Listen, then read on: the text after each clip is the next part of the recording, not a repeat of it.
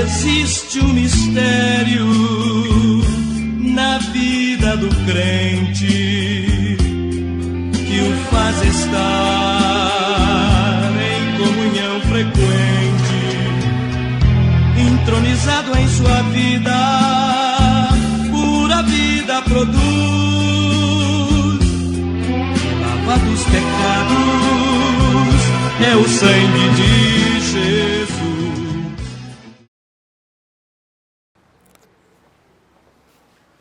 Saúdo os irmãos e as irmãs com a paz do Senhor.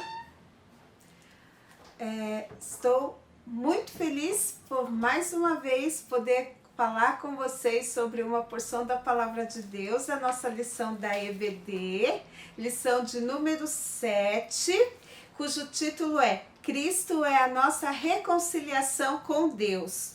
A nossa lição hoje, cuja palavra central é a palavra paz, shalom, do hebraico, que fala a respeito da relação do homem com Deus, que tem completude, tranquilidade, segurança, que pode conversar com Deus, pode falar com Ele, se relacionar com intimidade, comunhão. Ele tem satisfação de estar na presença do Senhor. Este homem que tem paz é o homem que está vivendo uma nova vida em Cristo. E a nossa lição, ela vai apontar para a situação dos gentios que não tinha paz. E o apóstolo Paulo começa a nossa lição falando da Cristo, que é a nossa paz, o qual de ambos os povos fez um e derribou a parede da separação. Para alguns, essa parede de separação poderia ser apenas uma figura de linguagem. Mas, na verdade, Paulo estava falando de uma parede de separação literal. Parede de separação que havia no templo, lá em Jerusalém.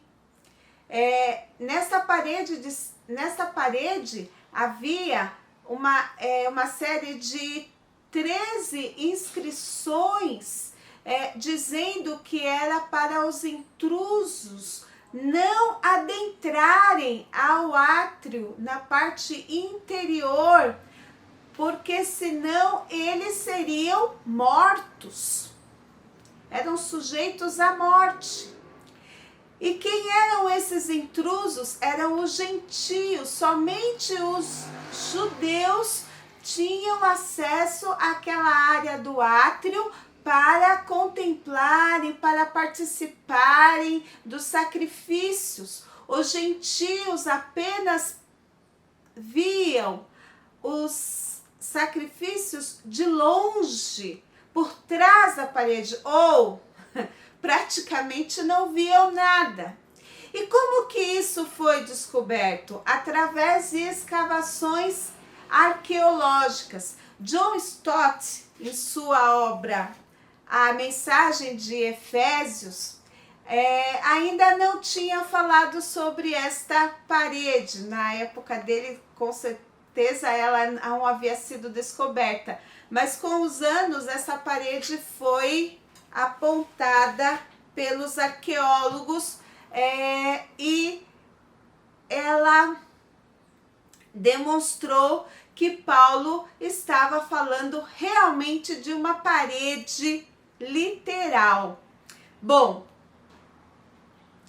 se a parede de separação foi derribada, isso quer dizer que tanto judeus como gentios, como foi mencionado na aula passada, que Cristo também veio para salvar os gentios, isso quer dizer que os gentios também fazem parte do novo povo que está se formando agora. E este novo povo que está se formando, este novo povo que Deus formou através do sacrifício de Cristo, deste sangue derramado na cruz do Calvário, esse povo que se chama igreja, porque havia 3 povos na Bíblia que são mencionados pelo Senhor: os judeus, os gregos e a igreja.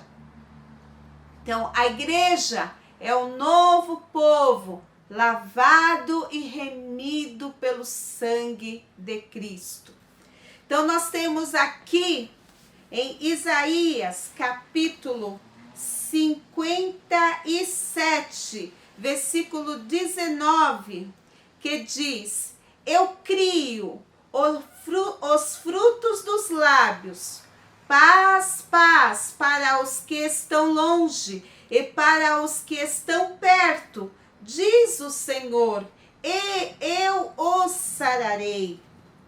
Então veja só, o Senhor está dizendo que estaria criando paz, paz para os que estão longe e para os que estão perto. Então, através da cruz, do sacrifício da cruz, do sangue derramado, não é? O Senhor nos remiu.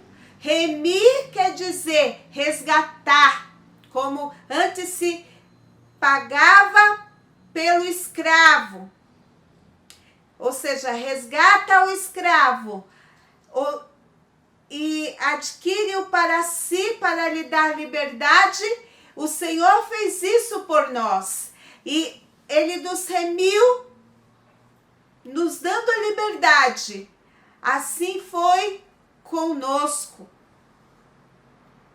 Aí o Senhor nos trouxe para uma nova luz. Nós estávamos em trevas. Ele nos trouxe para a luz, mas se andarmos na luz como Ele na luz está, temos comunhão uns com os outros e o sangue de Jesus Cristo, seu Filho, nos purifica de todo o pecado. Ou seja, o sangue de Jesus Cristo que foi derramado até a última gota, nos purifica de todo o pecado. E hoje nós andamos na luz. Estávamos nas trevas, mas hoje nós andamos na luz. E se nós que estávamos nas trevas e andamos hoje na luz, temos paz com Deus. Temos paz com Deus e temos comunhão uns com os outros.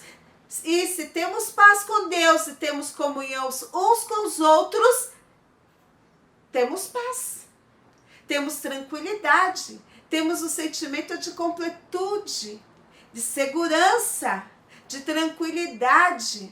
Podemos ir e vir tranquilamente. Não é apenas aquela paz, como dizem os gregos, a eirene para os gregos, que é a ausência de guerras e tranquilidade de modo geral. Não é? A paz, que no sentido judaico, a shalom, ela envolve muito mais que a ausência de guerras. Ela envolve o aspecto interior. Porque quando nós dizemos eu estou em paz interiormente e exteriormente. Eu estou tranquilo, porque eu estou no esconderijo do Altíssimo. Eu não tenho medo, eu tenho segurança, eu tenho satisfação em todas as minhas situações. Eu posso passar privações, mas eu tenho paz. Porque eu estou lavado e remido no sangue de Cristo. Louvado seja Deus. Então, o Senhor diz: paz, paz para os que estão perto, ou seja, para os judeus, e paz para os que estão longe. Esta paz para os que estão longe somos nós, os gentios daquela época. Esta paz nos alcançou e hoje nós podemos desfrutar desta paz. A Shalom nos alcançou e hoje nós temos paz e na sua carne, a sua carne que foi oferecida em sacrifício lá na cruz do Calvário, o Cordeiro que morreu, o Cordeiro que entregou a sua vida. Veja só, o pecado trouxe a morte, mas para que o pecado fosse aniquilado, era necessário que alguém morresse para que ele fosse aniquilado. Então alguém entregou a sua vida para aniquilar o pecado. Cristo morreu, e ao mesmo tempo que ele morreu, ele também ele matou a inimizade entre os homens. Ele matou a lei dos mandamentos que se constituía em 613 ordenanças para criar em si mesmo, diz Paulo aqui na nossa leitura bíblica em classe, em si mesmo dos dois um novo homem, fazendo a paz. E pela cruz reconciliar ambos com Deus em um corpo, matando com ela as inimizades. E vindo ele, evangelizou a paz a vós que estáveis longe e aos que estavam perto. Aí você vê que Paulo retoma a profecia de Isaías, não é? A vós que estáveis longe e as que estavam perto, porque por ele ambos temos acesso ao Pai em um mesmo Espírito. O Espírito Santo de Deus veio habitar em nós, como nosso pastor Américo nos ensina. A partir do momento que nós entregamos a vida a Cristo, reconhecemos que o sangue de Jesus foi derramado para perdoar os nossos pecados. A Trindade vem habitar em nós, o Pai, o Filho e o Espírito Santo. Aí nós não somos mais estrangeiros, diz Paulo, nem forasteiros, mas concidadãos dos santos e da família de Deus. Já fazemos parte da família de Deus. E podemos evangelizar a paz. E podemos proclamar a paz. E podemos divulgar a paz. E viver em paz. E ser um propagador da paz. E testemunhar a paz em nossa vida. E aqueles que nos verem, verão a paz em nosso falar, nosso andar, em nosso viver. Teremos paz. Viveremos em paz uns com os outros, porque a paz de Cristo está em nós.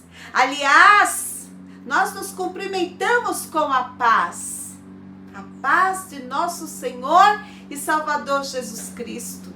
Quando Jesus ia ao encontro dos discípulos, ele dizia: a paz seja convosco. Ou seja, quem tem paz, propaga a paz. Quem tem paz, cumprimenta com a paz. Quem tem paz, ao entrar, deixa a paz. Ao sair, deixa tudo em paz. Porque onde ele está, a paz reina. Não é verdade? A paz está ali. Porque ele é um novo homem. Ele está reconciliado com Deus. O castigo que nos trouxe a paz, diz a Bíblia, estava sobre ele, estava sobre Jesus. Mas hoje nós fazemos parte da igreja de Deus. Hoje nós fazemos parte de um povo lavado e remido no sangue do Cordeiro. E temos prazer de estar na casa do Senhor. Não somos mais daquele grupo chamado de desigrejados, que dizem que não precisam ir à igreja porque se eles forem à igreja, eles só vão encontrar gente que querem fazer confusão. Não, porque ele tem paz. E na igreja, os irmãos só têm paz. Na igreja ele procura viver em paz. E ele só está em busca da paz. Ele só procura cultivar a paz. Então, ele tem prazer de ir à igreja, porque é isso que ele cultiva lá. E vamos à igreja porque nós cultivamos a paz e vamos buscar a paz. E vamos procurar levar a paz também para os outros lá. Então precisamos uns dos outros. Jesus congregava com os irmãos. Jesus frequentava as sinagogas. E por onde ele passava, ele propagava a paz. Mesmo que alguns não aceitavam alguns ensinamentos deles, não importava. Por onde ele passava, ele deixava a paz. Deixo-vos a paz. Porque ele veio para isto, para reconciliar o homem com Deus. E se o homem quiser chegar até Deus, e se o homem quiser voltar-se para Deus, primeiro precisará crer em Jesus. Primeiro precisará reconhecer que Jesus é o Filho de Deus e crer nele de todo o coração. Há alguns que admiram Jesus, que falam bem de Jesus como homem sábio, que passou pela terra, o maior psicólogo que já existiu, um homem de uma mente brilhante. Mas é necessário crer, reconhecer o maior propósito da vinda de Jesus aqui na terra, que foi derramar o seu sangue para nos trazer a paz. A questão maior é: Jesus veio entregar a sua vida para o resgate de muitos. Ele veio e durante 3 anos ele ensinou. Como o maior mestre que já existiu, ele nos deu inúmeros ensinamentos que seria impossível registrar nos livros que existem, segundo uma hipérbole de João, não é? Mas o propósito maior é de entregar a vida. É crer no sacrifício. É participar do corpo e do sangue de Cristo. É crer no fundamento da Santa Ceia do Senhor e dela participar. E crer que Cristo veio e um dia voltará para buscar a sua igreja. E os sinais estão aí, irmãos. Irmãs, a você que está me ouvindo, os sinais estão aí.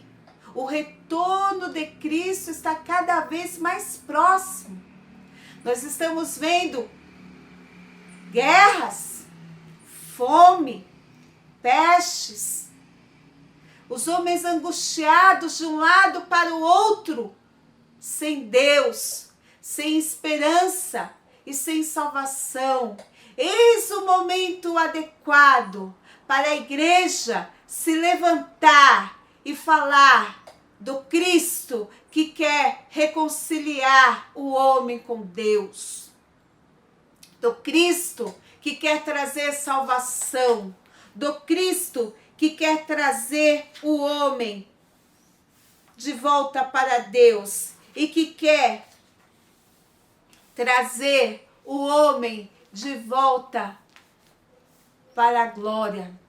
Quantas pessoas partiram nesses últimos dias sem salvação? Quantas pessoas ouviram a mensagem do Evangelho e se recusaram a receber a Cristo e partiram sem salvação. Vejamos bem a nossa responsabilidade de testemunhar do amor de Cristo para que muitos possam ter a oportunidade de adentrar nas mansões celestiais e participar das bodas do Cordeiro juntamente com a igreja. Porque se a cruz era loucura para os gentios, é papel da igreja mostrar o contrário. É papel da igreja aproximar a mensagem da cruz e mostrar por que nós amamos a mensagem da cruz. Aquele hino 291 da harpa cristã que diz: sim, eu amo a mensagem da cruz, até morrer eu a vou proclamar. Ou seja, é nosso dever proclamar a mensagem da cruz. Porque Cristo escolheu os cravos, porque Cristo fez esse sacrifício, porque Cristo obedeceu ao plano divino e porque ele desfez a inimizade entre Deus e o homem, porque o pecado separa o homem de Deus. Não somente havia uma inimizade entre os judeus e gentios, mas há uma inimizade entre o homem e Deus. E essa inimizade entre o homem e Deus existe por causa do pecado. Então a parede de separação existe de forma figurada também, e ela se chama pecado. Ela nos separa de Deus.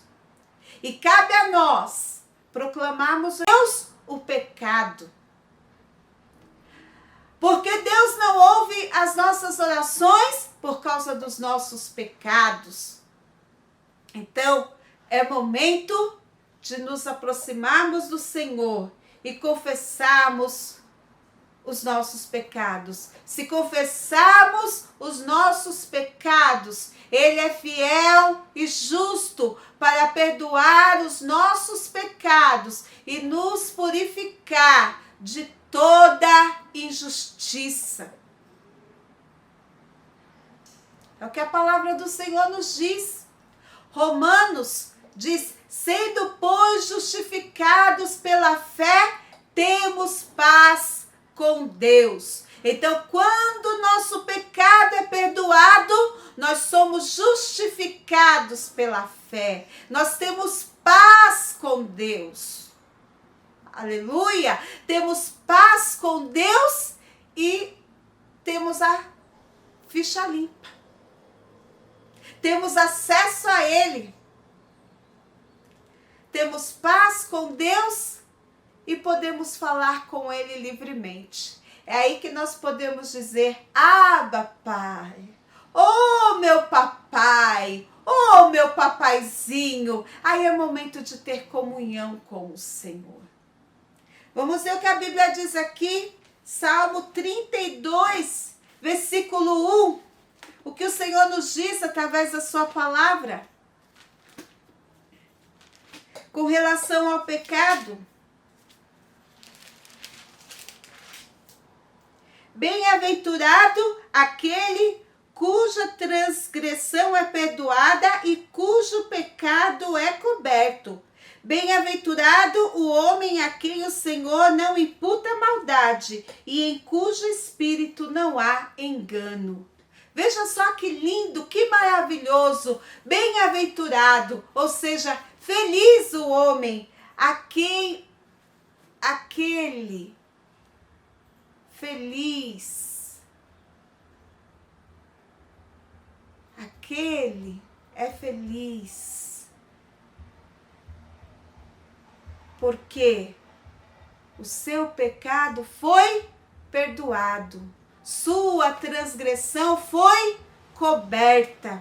Assim como lá na antiguidade, o sacerdote entrava no Santíssimo Lugar E ele fazia o sacrifício uma vez por ano e aspergia o sangue sobre o propiciatório da arca. E diz que então o pecado do povo era expiado. O que é expiar? Com X, vou deixar claro aqui, expiar com X é cobrir. O pecado era coberto. Então o sangue de Jesus é o sangue da expiação. O pecado do homem foi coberto. Mas o sangue de Jesus, ele tem um poder ainda maior. Ele não só cobre, como ele retira. Eu até tenho um hábito de brincar quando eu cito essa questão, que digo que o sangue de Jesus é mais poderoso do que a cândida, do que o Vênus, que branqueia a roupa, ou seja, ele retira toda espécie de sujeira, de toda maldade e purifica totalmente, seja qual for o tipo de pecado, o sangue de Jesus purifica. Nós temos as gradações de pecado, né? O pecadinho, o pecado e o pecadão. Para Deus não há gradação de pecado. Para Deus, pecado é pecado. Não importa qual seja, mas o sangue de Jesus purifica todo tipo de pecado. Veja só, a palavra de Deus diz que o sangue de Jesus nos purifica de todo pecado. Temos o hábito de não querer perdoar certos tipos de maldade, certos tipos de situação, porque o crime que tal pessoa cometeu é muito grave, para aquilo não há perdão, não há mais jeito, não há mais solução para aquela situação. Aquela pessoa não tem mais solução. Para aquele pecado não tem perdão. Aquela pessoa não vai mudar. Mas aí eu me deparo com o que a palavra de Deus me diz. E eu creio na palavra de Deus. Você crê na palavra de Deus porque eu creio. E a palavra de Deus diz: o sangue de Jesus purifica de todo pecado. Nós acreditamos que a palavra de Deus perdoa uma mentirinha. Perdoa uma mágoa que eu guardo contra alguém.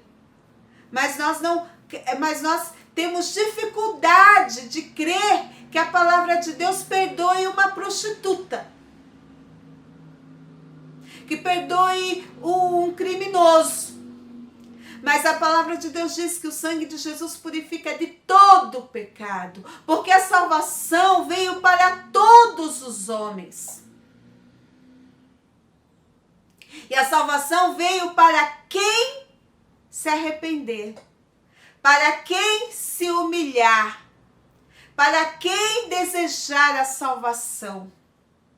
Quem se arrepender, se humilhar, buscar e crer, é salvo. Deus não faz acepção de pessoas, vou dizer novamente, Deus não faz acepção de pessoas. Se a pessoa crer, se arrepender, a parede de separação que havia entre ela e Deus cai por terra.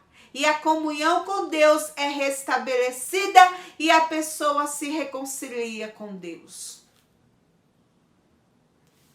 E muitos de nós, quando estamos magoados com alguém, aborrecidos com alguém, quebramos a nossa comunhão, até mesmo com o nosso irmão, com o nosso familiar, também quebramos a nossa comunhão com Deus. Também é pecado. Também estabelecemos uma parede de separação. Mas o sangue de Jesus foi derramado para apagar esta mancha também.